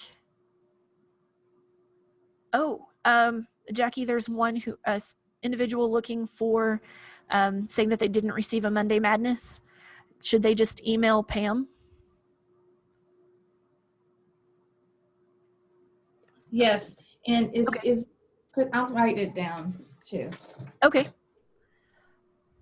Pamela Porter is the individual who sends those out each week. So if you did not receive that yesterday, Jackie will tell her and then also send her an email and see if she can send that to you. All right, advisory committee. You are required to have an advisory committee. Both the high school, middle school, and the tech centers all have to have advisory committees. And what an advisory committee is a group of individuals that you can consult to make sure that your program is meeting industry needs, and it's also aligning with the curriculum at the local tech center. So we are required as a comprehensive schools for middle school and high school, we have to have 1 meeting per year. And the tech centers have 2, one in the fall and one in the spring. Or at least my tech center has 1 in the fall and 1 in the spring. If you are asked to join, or you know who your tech center person is, ask them if you can join their advisory committee, because you will learn a lot about their program. You will learn a lot about what they're doing. And sometimes you can share resources and things like that. And the relationship that I've had with all of our career tech teachers, our tech center teachers, has been awesome. They've been more than willing to give me advice, point me in a direction that I need to go with something. And regional meetings at summer conference, which like I said, usually give this presentation in July. Make contact with those folks during the regional meetings if possible. Exchange information with them. And now, since we're past that time, contact your tech center if you don't know who your folks are already, and then get their contact information and send them an email. Tell them you're the new teacher at such and such school and you would like to meet with them, or if there's a spot available on their advisory committee, you would like to participate, because that will be a huge, huge help to you in your program in getting things prepared and being able to send students from the high school to the tech center.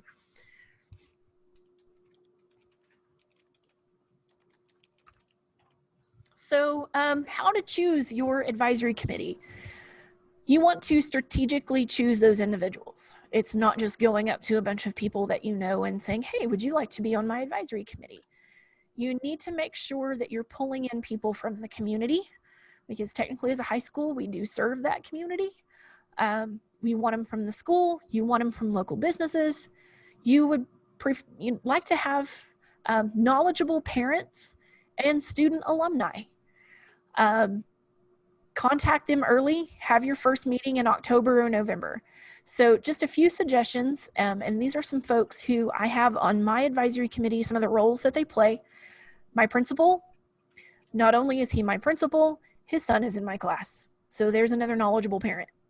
My district IT director, my high school counselor, because she's going to be enrolling students in my class. She needs to know what my courses are about. My middle school principal. My middle school is now a BMITE program as well. Unfunded program, was brand new this year. So I include all of my middle school folks in that advisory committee, because they also need to know what they need to do to prepare students for high school. And now they're a BMITE program as well. So we're all trying to work together and make sure that our students get the technology education that they need. Other non-CTE computer teachers in the district, I have asked, like our ag teacher, they do ag communications. So what are some things that you guys would need to know that maybe your students could come over and be in my class, would help them learn InDesign in preparation for their ag communications class. Tech Center, and also just kind of learning some of the things that you can help out other teachers. So, formatting those research papers with Microsoft Word, helping, maybe with the yearbook teacher. If you're not the yearbook teacher, a lot of times a computer teacher is the yearbook teacher. But in my district, it's one of our English teachers. And maybe she needs some suggestions on who some students are who are strong in the photography class or strong in Photoshop and InDesign to help them lay out the computer. So you can give suggestions too on who some strong staff members would be. Or she could say, hey, you need to go take that desktop publishing class. That would really be helpful to you in working on the yearbook. Tech Center teachers, to make sure that what you're teaching is aligning with what they're teaching. So you just feed into each other. A college computer professor. I actually have one who is an adjunct professor at Rogers State University in Claremore, and she teaches microcomputer applications. And it's, college and career readiness. I say, what do your students need to know how to do? And so far at the high school level, we've done a pretty good job. College student, substitute teacher. This was an individual who was a college student in computers and computer science, was working as a substitute teacher at the school as well, and was an alumni. Had taken courses when my program first started out as a BMITE program. So it was really interesting to get his perspective on how things have changed, and then also some things that he was learning as a college student as well. I have a school board member / parent who has had 2 of her children in my class, and her husband run it is a company that designs and prints menus, customized special menus with advertisements in it. So not only do I have a school board member, we're talking an administrative advocate for my program, but you also have someone who knows a little bit about the real world of business and graphic design. And then I have 3 local bank officers because we have 2 banks in town. And as far as business skills go, they have been really fantastic at helping us identify students, things that they see that their workers need to know. And I will be expanding that this year to include a gentleman that owns a local convenience store. He's done a lot of really great things for the school district over the past 2 years. And I think he's kind of a visionary in what he's doing. So I would like to include him as well. And I think I saw a few questions in the chat real quick. Yes. So Tracy, definitely ask your Tech Center folks to be on your advisory committee. You can showcase what you're doing. That's a great. How many people? No, it's definitely, Blake, that is not a silly question. As many as you want. If you feel like that individual, if you know somebody or you would like to have somebody from the local area that you feel would be really an asset to your advisory committee and giving you some ideas of equipment and technology and everything that you would need to have, invite them to be there. Is there a minimum? That's a Jackie question. Well, actually, I was going to say, typically, the rule is that 50% of your advisory committee should be from industry or professionals. So typically, we'll see it be kind of heavy with administrators, and it really should be at least 50% business people. So, and we usually recommend that, let's say you're teaching desktop publishing, and then you also have a different pathway where you're teaching programming. Have at least 2 people for each of those program areas on your advisory committee to help you with making those decisions that relate to that. So there really isn't a minimum, but you definitely want to have at least 50% of the number that you have should be industry people. So hopefully that answers that enough. And if you have difficulty with that, or if you have other questions, don't hesitate to reach out to any of us. And one thing I can tell you, that being on my Tech Centers Advisory Committee, I have gotten to meet people from an even wider outside of my community, more like county-wide, or 2 counties. If we're talking about Northeast Tech at Pryor, they cover Rogers and Mays County. So Mays County has a Google facility over there, and to my knowledge, they haven't gotten anyone from Google yet. But they have some great connections to the tech industry. So being able to network has been really great too, because you could send them an email and say, hey, I met you at this advisory committee and I have some questions. And maybe that would open the door to getting that individual on your advisory committee as well. Or even for ICAP purposes, getting your students into a job shadowing program or something with that company. So definitely.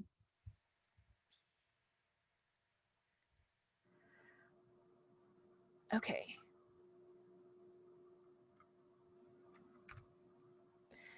One other thing that I highly recommend is getting to know the other CTE teachers in your school, FACS, AG, if you have other programs as well.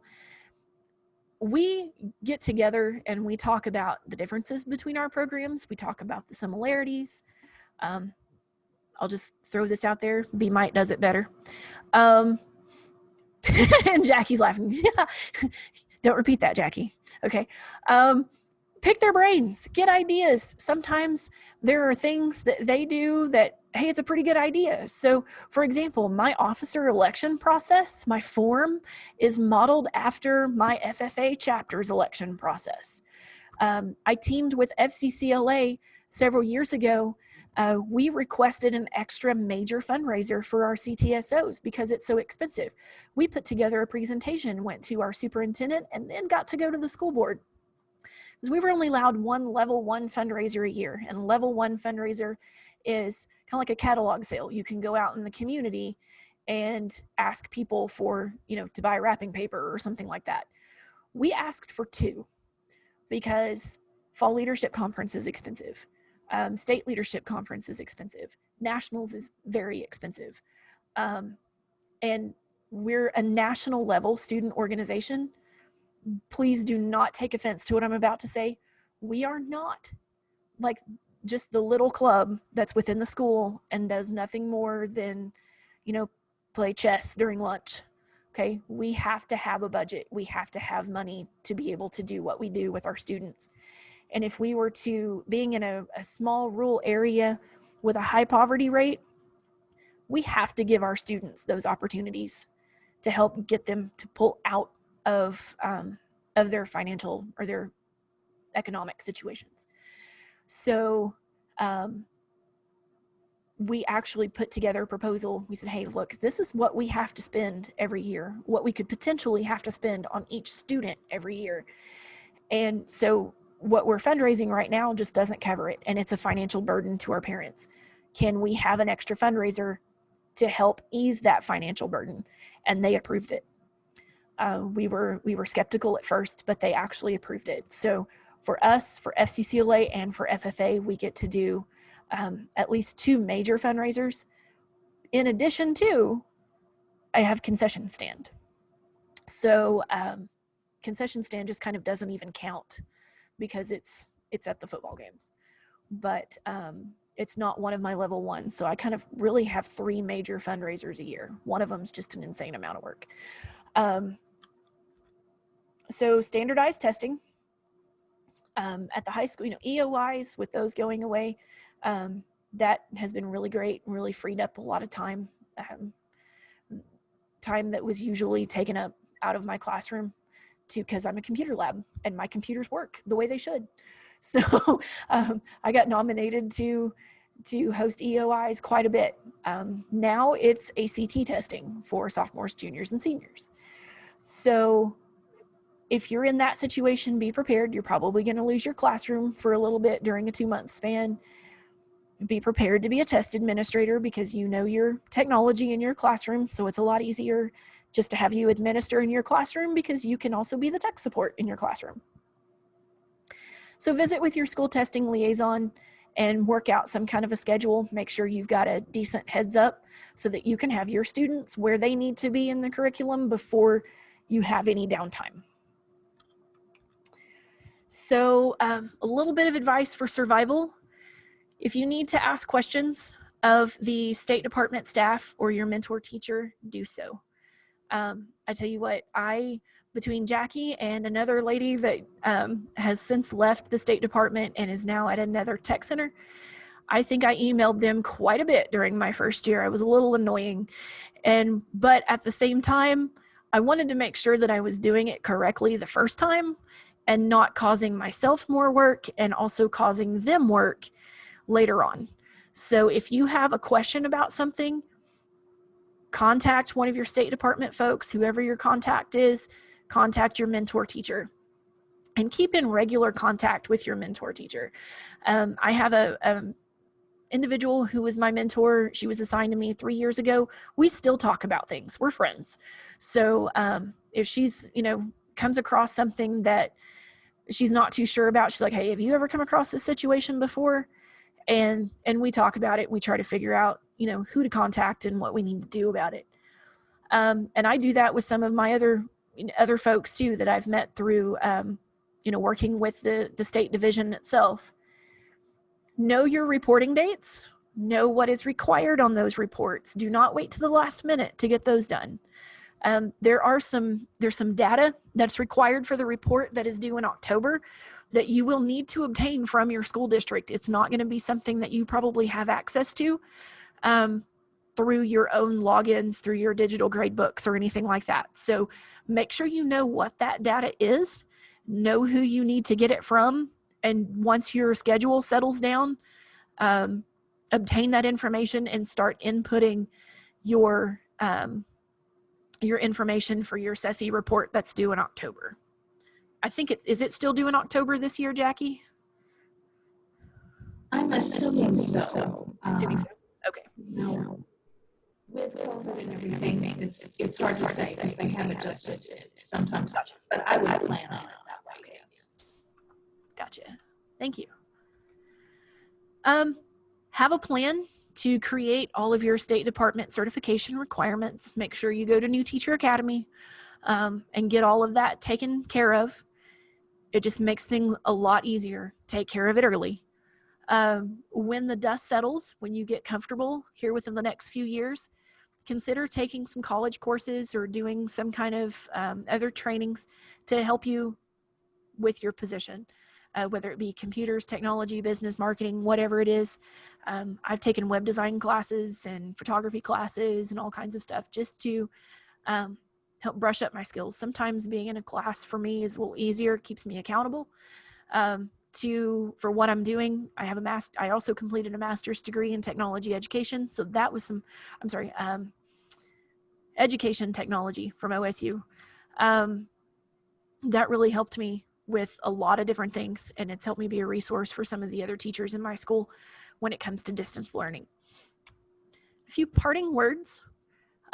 Justin Timberlake received an honorary doctorate from Berklee College of Music in May of 2019, and he said, "You will never make something great if you're afraid to suck or afraid to fail."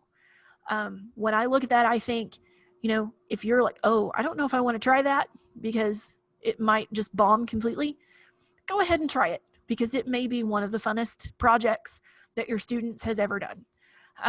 Or if you feel like it wasn't received well, put your leather skin on and ask the kids, what could we do differently to make this a better project? Be open to suggestions. Let kids give you some suggestions of stuff that they feel might make something better.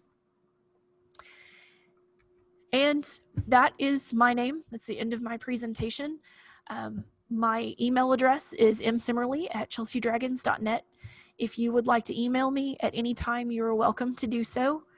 And like I said, I have a lot of stuff that's going to be available for you all on CTU.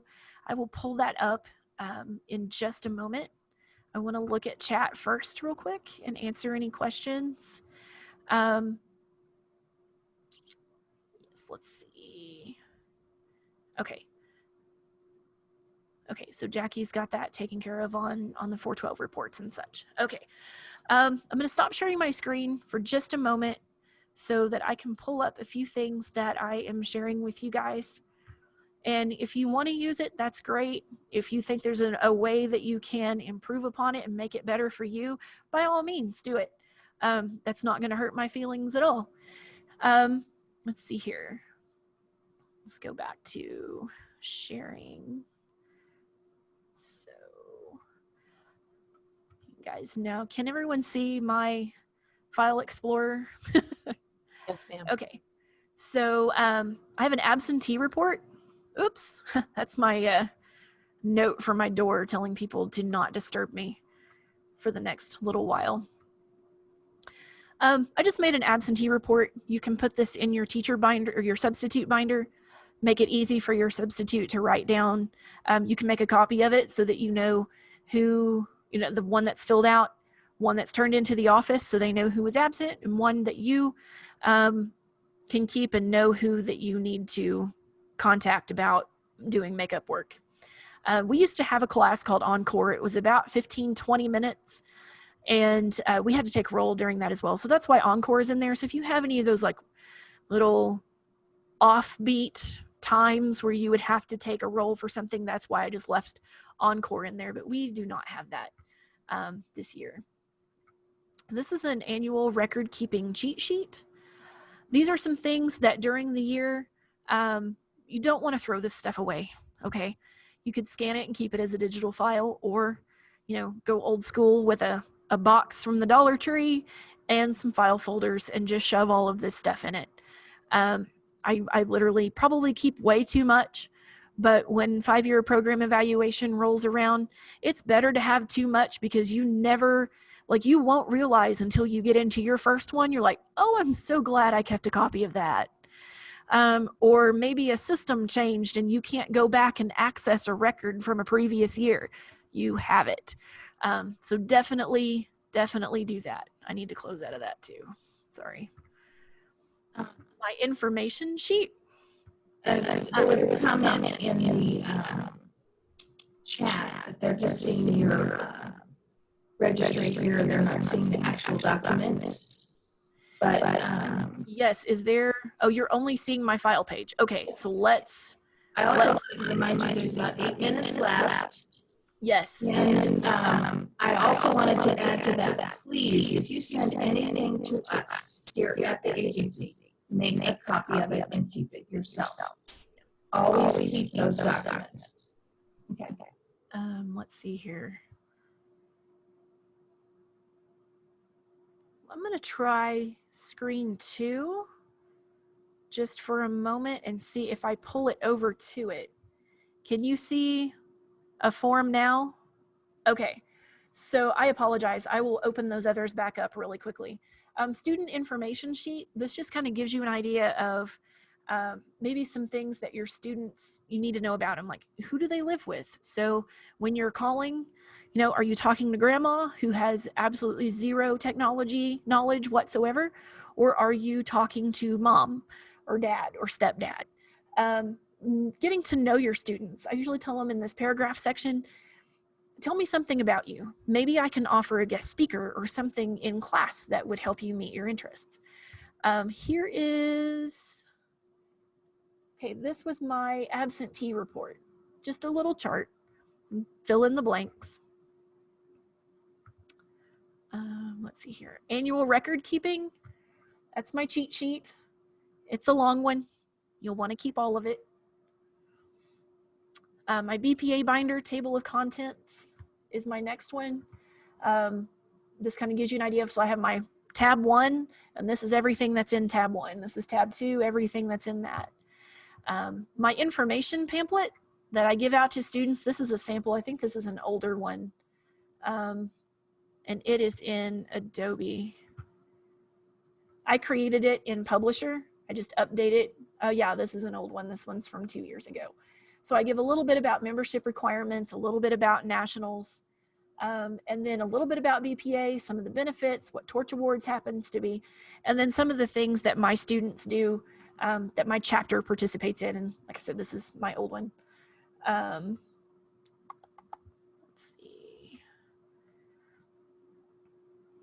My sign-in sheets are all in Excel and print out. So when I have a committee meeting for, say, talent show, and I have those kids come in, they're going to sign in on this. My officer meeting, and then membership, and then I put the date in right there. So you guys will have that as well. My membership database, that's one big one I do want to show you real quick. If it will open. So my membership database, I start out, once I get people registered, I've got their name, if they're a member or if they're an officer, keep track of that, the number of years that they've been in the chapter, their number, if they participate in torch awards, paperwork that I have on file, their meeting attendance, were they at those meetings? You need to know that as well, especially if you're giving them any rewards that is participation based. Chapter socials, you know, are they attending those? Are they bringing what they're supposed to bring? Volunteer things, or committees, that should say committee service. And then torch awards, if they are achieving these levels. Let's see, my classroom inventory was one that I wanted to show you.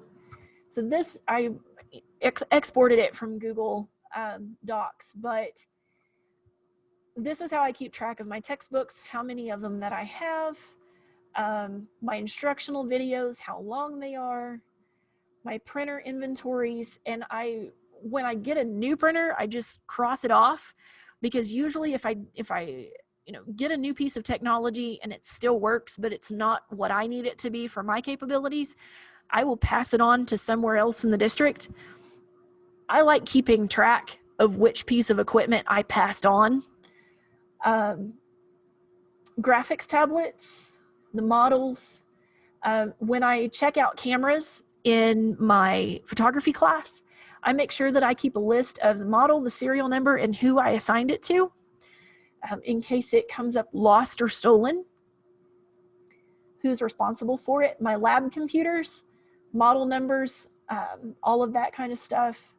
I have numbers assigned to each one of the computers. And then iPads, which are actually been passed on because they were purchased prior to 2012.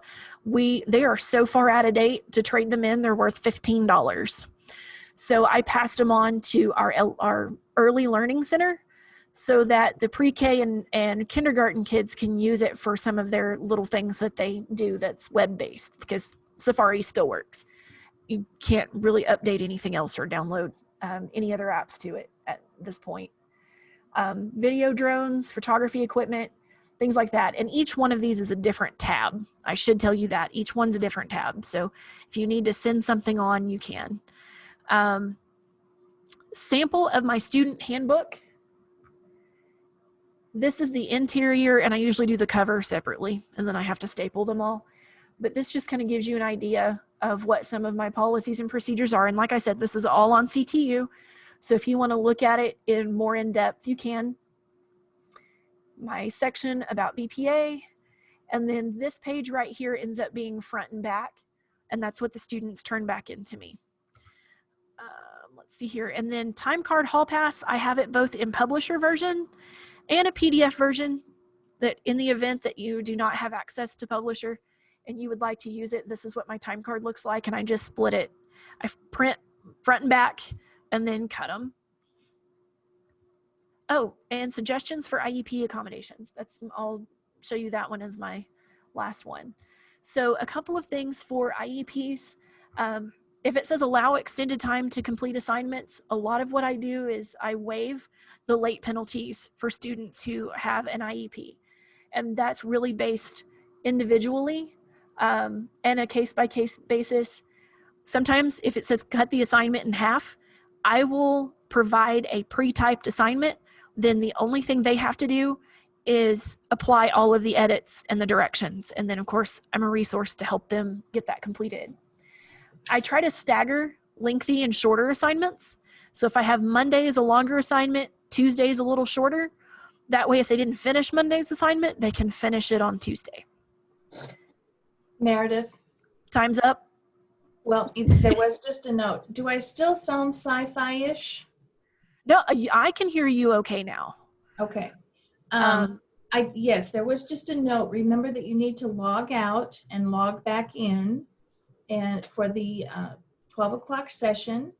And I want to thank Meredith for all of this wonderful resources for all of you. It's so nice that she's willing to share.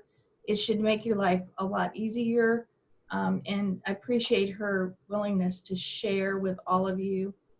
If there's a couple quick questions, I just want to warn you that, you know, we might get cut off. So I wanted to make sure I thanked you. Yes, any questions from anyone? You don't have to type it in the chat. Feel free to unmute and ask. Okay, I'm getting a notification on mine that our breakout rooms are going to close in 53 seconds. So thank you all for coming today. And if you have any questions at all, please feel free to send me an email. If there's anything else that you see that I missed and wasn't able to include in the files, I'm glad to share that with you. Thanks again, Meredith. Thanks.